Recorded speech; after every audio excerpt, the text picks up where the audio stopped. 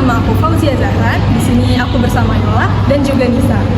Oke, kami dari Universitas Islam Negeri Syarif Hidayatullah Jakarta. Dan sekarang kita lagi ada di museum di mana sih, Yo? Museum Fathahillah. Oke, kita lagi ada di Museum Fathahillah dan kebetulan kita sudah bersama narasumber kita. Baik, saya Pak Suparta sebagai pemandu di museum ini. Ada yang bisa saya bantu? Pertanyaannya mengenai apa? Silahkan. Ya. Saya ingin mengajukan beberapa pertanyaan kepada Bapak.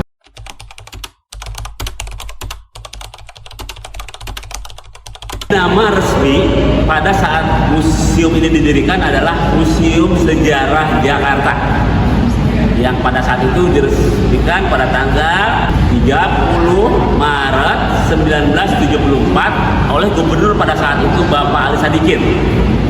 Nah, kenapa pertanyaannya sekarang kok jadi Museum Fathahillah? Jadi gini, Museum Sejarah Jakarta ini terletak di Jalan Taman Fathahillah, ya kan?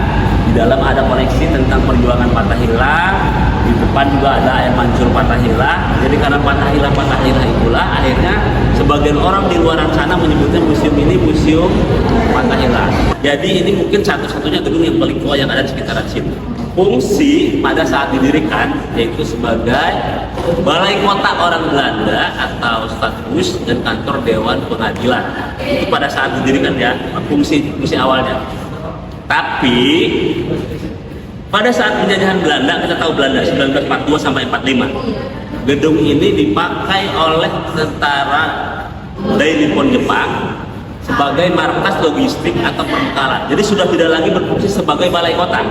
Jepang mengambil alih gedung ini dijadikan sebagai markas perbekalannya untuk logistik. Ya, 1942-45 Jepang masuk, 45 itu sempat dijadikan, setelah itu sempat dijadikan kantor Kodim 0503, sempat dijadikan juga kantor Provinsi Jawa Barat. Nah, 1972 dihibahkan kepada Pemprov DKI, kemudian direnovasi, diperbaiki ya, dan akhirnya 1974 diresmikan menjadi museum. Itu prosesnya hingga menjadi museum. Baik, ada lagi pertanyaannya? Tadi kan sudah dijelaskan ya kalau sejarahnya yang ada 3 abad itu. Betul. Bagaimana sih pihak pengelola museum untuk tetap melestarikan museum ini sehingga tidak berkurang gitu nilai historis dari museum? Baik, jadi museum ini perlu dirawat supaya bisa generasi berikutnya melihat atau menyaksikan koleksi-koleksi yang ada. Dengan cara seperti apa? Di museum itu ada yang namanya orang-orang balkon, orang-orang balai konservasi, di mana orang-orang inilah yang ahli dalam bidang perawatan koleksi. Ini orang-orang khusus, ya. Dan itu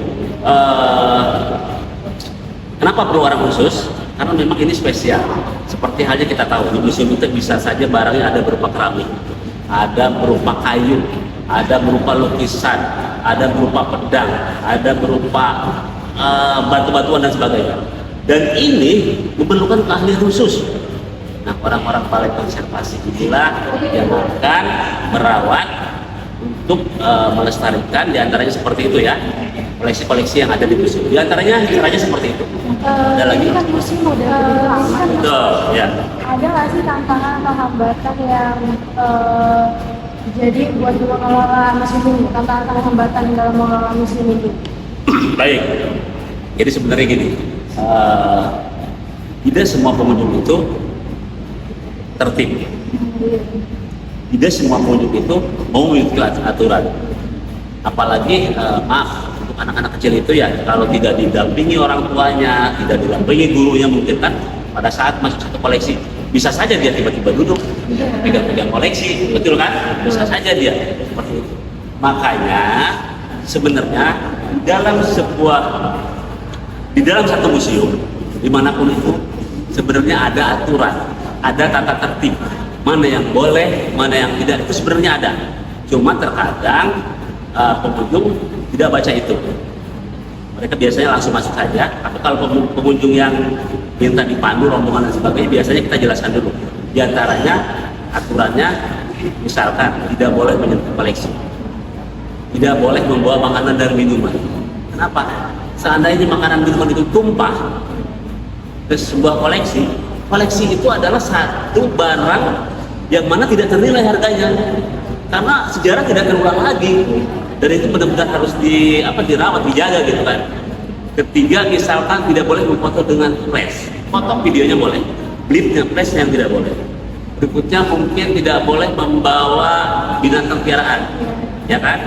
Tidak boleh membawa senjata tajam, tidak boleh berteriak, tidak boleh berlarian. Nah seperti itu adalah aturan atau tata tertib di mana itu pengunjung harus tahu. Baik Pak, saya mau ngelanjutin pertanyaan dari teman-teman saya yang tadi. Jadi apa yang membuat koleksi di museum ini itu berbeda dan unik dari koleksi museum yang lain? Museum itu antara museum yang satu dengan museum lain itu punya ciri khas atau keunikan tersendiri. Contoh ini namanya tadi saya bilang Museum Sejarah Jakarta. Koleksi-koleksi yang tersimpan di sini itu berarti dari namanya saja kita sudah tahu.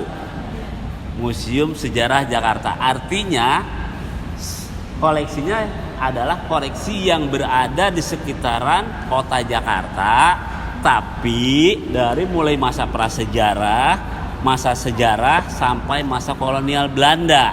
Nah, cerita itu sampai masa kolonial Belanda itu dirangkum, dijadikan satu di sini, ya kan? Itu museum ini. Nah, itulah jadi Museum Sejarah Jakarta. Di antaranya yang unik, kita tahu ada 5 buah penjara pria di sana, penjara bawah tanah ya. Ada 1 buah penjara wanita. Dan tidak semua museum punya penjara, ya kan? Tidak semua museum punya ruang penjara. Nah, karena ruangan itu jarang ada di tempat-tempat lain, di museum-museum lain, jadi diantaranya ruang penjara bawah tanah itu menjadi salah satu masterpiece. Diantaranya seperti itu. Jadi memang setiap museum punya keunikannya tersendiri, keunikannya masing-masing. Berikutnya, bagaimana hubungan Museum Fathahillah dengan komunitas lokal dan bagaimana sih museum terlibat dalam berbagai kegiatan sosial masyarakat? jadi kalau kita melihat di sekitaran Kota Tua ini banyak komunitas lokal, komunitas yang sedikit banyak bahasa kasarnya mencari rezeki dari orang-orang pengunjung yang datang ke museum. Karena orang yang datang ke museum ini tidak melulu mau ke sini, bisa aja tujuannya sekalian rekreasi kan. Nah, di sekitaran sini mungkin di sana mereka ada patung-patungan, ada sepeda ontel, ya kayak gitu kan. Jadi komunitas lokal di sini juga artinya ikut merasakan meraih rezeki dari orang-orang yang datang ke museum ini. Baik, masih ada pertanyaannya? Bagaimana museum ini tuh beradaptasi dengan perkembangan budaya dan teknologi modern untuk menarik generasi muda? Nah, sekarang tahu. Tadi kita masuknya dari sini. Iya. Tidak ada lagi terlihat pintu besar, pintu tinggi besar, tapi begitu masuk disambut dengan udara AC yang dingin. Itu artinya pengelola ingin merubah image museum, tidak lagi sesuatu yang menyeramkan. Begitu datang saja sudah sejuk, halnya seperti di mall mungkin itu kan, mungkin seperti itu kan, tidak panas kan, langsung ada. Dan tidak lagi dengan pintu besar tapi pintu kaca yang bisa buka tutup seperti itu. Di situ saja artinya pengelola ingin mengubah image masyarakat bahwa museum itu tidak seram. Terus media sosial itu kita fungsikan, karena sekarang kan zamannya media sosial ya, baik itu melalui Instagram, kalau anak-anak sekarang itu. Nah, kayak seperti itu. Itu juga difungsikan untuk apa? Untuk memberikan informasi, untuk memberikan edukasi, untuk memberikan perkembangan museum itu sekarang seperti apa, ada acara-acara apa, kegiatannya apa saja dan sebagainya. Artinya tidak lagi secara manual, tapi sekarang sudah melalui media sosial. Ya, terima kasih juga Pak sudah berkenan berpartisipasi dalam wawancara kami. Kurang lebihnya mohon maaf. Wassalamualaikum warahmatullahi wabarakatuh. Terima kasih juga atas kunjungannya. Semoga apa yang saya sampaikan bisa menambah pengetahuan, bermanfaat ya, menambah wawasan untuk adik-adik semuanya, terutama untuk tugas sekolahnya. Ya, terima kasih ya semuanya. Ya.